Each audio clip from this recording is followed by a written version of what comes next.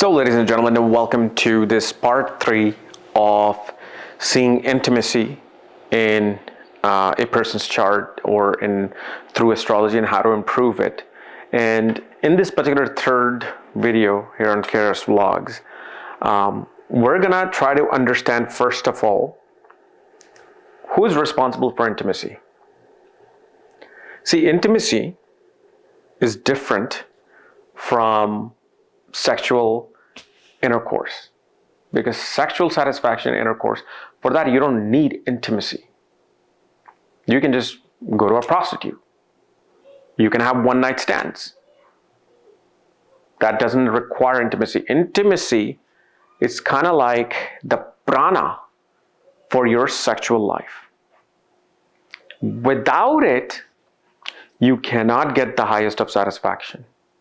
And specifically, this is focused on people who are married, right? Because in marriage, people tend to, most of the time, most of the cases, lose that intimate relation between each other, that intimacy between each other. So who's responsible for that? Well, that would be Venus and Moon. Why Venus and Moon? Well, this comes down to the basic understanding of the two planets, or any planet, which is what? Tattva. The Tattva, the element of the planets. Because Venus and Moon are both Jala. They're water. This is water. Until you have that emotional, feelings coming out of you, that attraction, that emotional attraction coming out of you, especially for that person that you're with. In the bondage of marriage, the intimacy dries out. This water gets evaporated. And you know why the water especially gets evaporated within the context of marriage? Because what happens, what is marriage? Marriage is Venus. Okay? But that's just half of it. That's half the story. Marriage actually is Venus plus Saturn. This is the equation of marriage. Why? Because Saturn represents commitment. It is contract. It's contract and commitment, and especially it's supposed to be long term, because Saturn represents everything which is slow moving. Okay? Slow moving and long term. Slow moving and long term. Because remember, Saturn is the original ruler of the 10th house of government stamp, government signatures. Okay? It represents that legality of the marriage. You got to understand, the stamps or signatures is strongly connected with Saturn, because it shows now you're committed to one thing. You're committed to something. For example, just as a remedy, when you get a job, you should always have a stamp of your own. So on the letter of acceptance, you put your stamp there. You don't need to give it back to the company. You put there that now my commitment is with this company. It creates the marriage between you and your company. But the thing is, Venus is Jala. Okay? And Saturn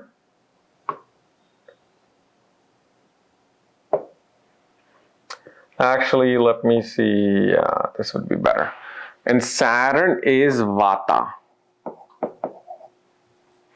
Saturn is the wind. Saturn is Aries. Okay? So too much of the wind and Vata, Jala, come together. And too much wind dries things out. So what happens when your clothes are wet or you're wet? You'll stand in front of the fan, right, to dry your hair out. Wind dries things out. Now also, of course, Agni, meaning fire, dries out water as well. But here we're looking at this, Saturn and Venus. So this is why marriage will always, no matter how passionate the two people were before marriage, as soon as this equation comes into play, now it starts drying up, because Saturn is work. Saturn is work. You now have to work towards this partnership and back. So it's no longer that honeymoon phase where you're going out every other night after work, having your sexual passion together, traveling together, because now responsibility comes into play.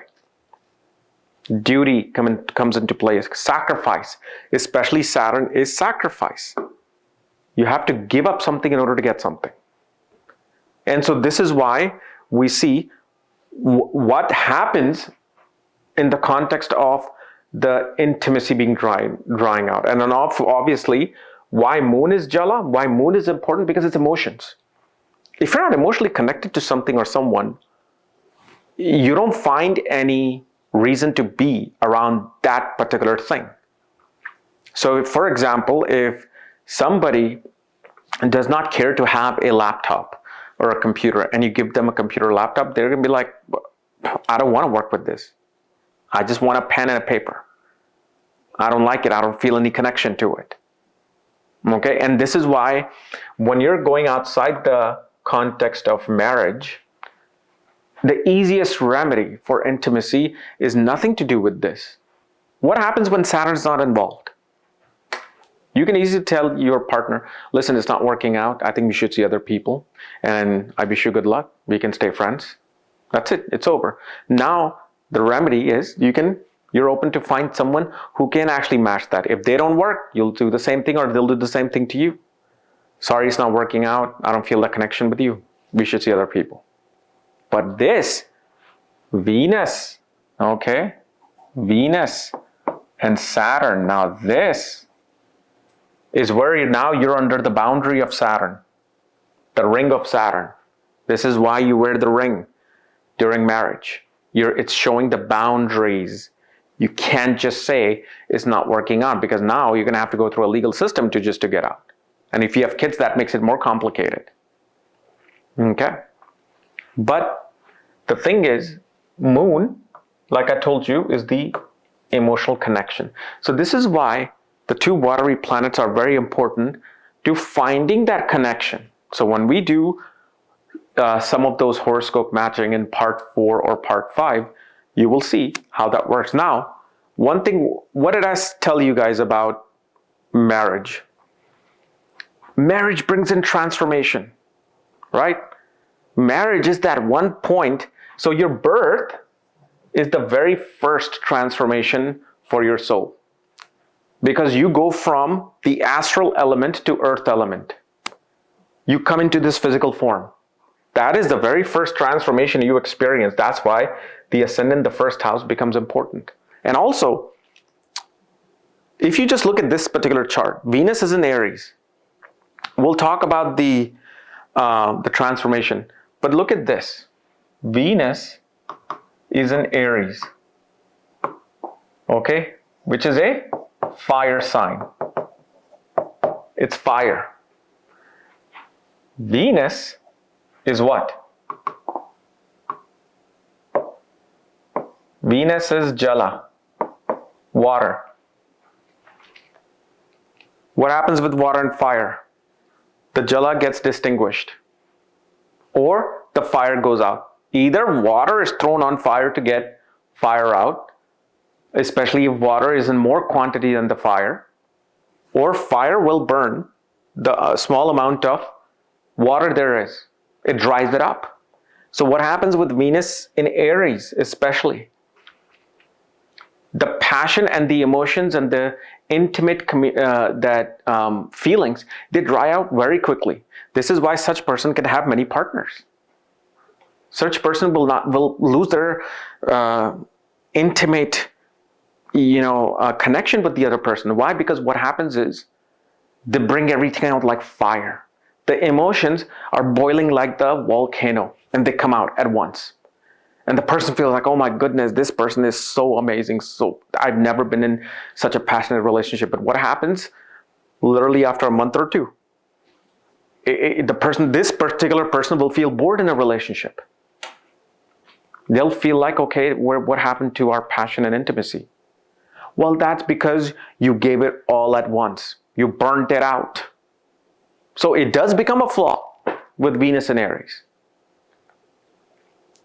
You know?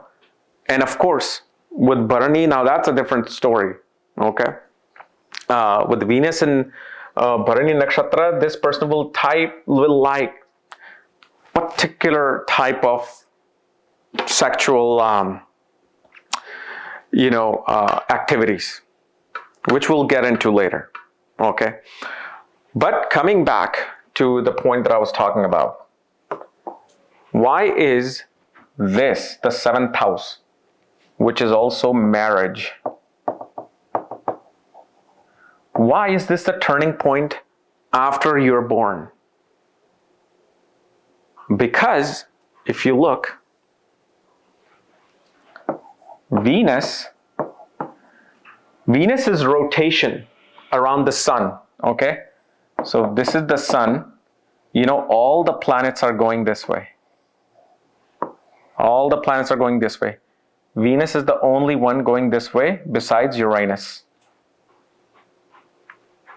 And there's a deep connection with Uranus too. Uranus and also Rahu and Ketu. They also are moving backwards.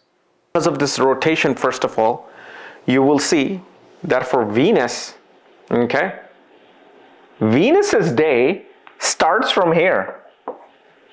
The sun rises from the west. Okay, so the sun is rising from the west. Okay, it rises from the west and sets in the east. This is where sun goes to die and sun rises from here. And because of this particular pole shift, why you will understand that when marriage occurs, it's like a new sun rising in your life. It's a new sun rising in your life. This is why when Uranus represents inventions, what is invention doing? It's bringing something completely new. It's changing something. Like, for example, invention of light bulb. Light itself. It changed the world. That's why Uranus is connected with invention, something new that will change something. Okay? But this is why, because of this astronomical phenomenon, we see that marriage becomes the activation. Now, will it be good or bad? For that, we analyze the chart. We analyze the horoscope. What's going to happen with the marriage? It just doesn't mean just because the sun is rising here, oh, the life is coming about. You know, and the other thing you want to see, that Venus or the 7th house is 11th from the 9th house of Bhagya. So Bhagya Uday, right? This is Bhagya Uday, the rise of luck, the rise of fortune. The gain of fortune comes from the 7th house of marriage. How much, how little, or what type of gain you're getting is determined from Venus, the 7th house's position, impact on Venus. Okay.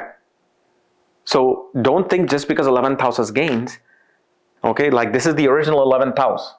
We're looking at 11th from the 9th house. So here the gain, you could get any kind of gains. It could be a gain of money or gain of something that will take your money. And of course, marriage does become that too as well. But also, you know, 11th house could be recognition, right? You recognize fame. But fame could also be defamation, infamous, being infamous, not for the right reasons. So this is why we see why this becomes a turning point. But especially if you look, the 7th Lord goes into the ascendant. So this is Venus, it's ruled by Venus. Remember, for Venus, the sun rises here, it sets here. So Venus gets too consumed because not only It is the original 7th lord in the ascendant. Okay? But this is a fire sign which is contradicting the Jala Tattva of Venus. So here Venus gets too consumed into the body. Body, looks, appearance. For them, they don't know how to look beyond the fire, the external fire. Because remember, fire is external. They're stuck in this external fire. They can see the internal when Venus is here in this position. Now, of course, we do see the blessings of Jupiter is coming here, but also Rahu looks at Venus. So it does provide some wisdom to Venus. But again, and this is something I'm going to discuss later on as well, how the aspects will influence this particular Venus. But Venus here, being in the ascendant, is in the place where the sun is setting for Venus. For Venus. So Venus can't recognize that area of marriage where the sun rises from. It gets too consumed into the opposite direction for itself. If it was another planet, that would be different. But here, a planet where for that particular planet, Venus, sun rises from the 7th, goes into the opposite where Venus kind of loses its direction, right? We use Dikbalas, directional strength. In a way, Venus is kind of like at where the darkness is. Here, it's getting consumed more into the physical thing, and this is where that water gets burned out. Just focusing on that physical part of the intimacy, physical part of the marriage. Now, let's look at this. Where is,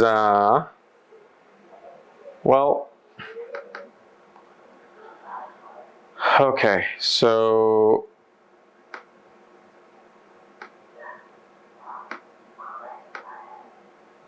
oh, it's right here. I'm not even. So here, let's look at the floor plan, right? So we saw how Venus is being burned in the sign of Aries, ruled by Mars. So in this, if you look at the floor plan, and this is obviously, we're looking at something called Vastu, right? This is like the Indian form of feng shui. Thank you everyone for watching this video on intimacy as part 3 on my KRS-Vlogs. If you want to watch the whole video and it's including all the parts that I'm going to be filming, please log on to this particular link at KRSchannel.thinkeffect.com, and you will find my KRS-Vlogs, my uncensored vlogs, where I talk about everything and all the things, and you can catch this video and many other things, including techniques, on this particular section. All right, thank you so much.